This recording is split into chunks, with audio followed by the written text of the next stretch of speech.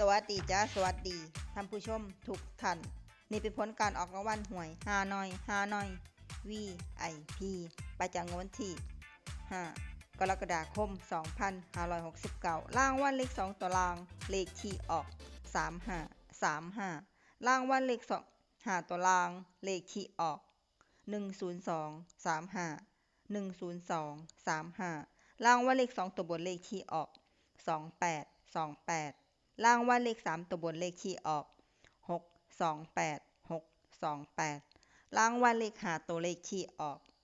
09628นี่ก็เป็นผลออกรางวัลหวยฮานอย VIP ประจำวันที่5 กรกฎาคม 2569ขอให้โชคดีมีชัยถูกหวยฮานอย VIP ได้รับเงินกันทุกคนด้วยจ้าฝากไว้ได้จ้าSubscribeกดติดตามและเป็นกำลังใจขอบคุณทุกท่านที่เข้ามารับชมและรับฟังแล้วมาพบกันใหม่ในผลการออกหวยฮานอยในวันพรุ่งนี้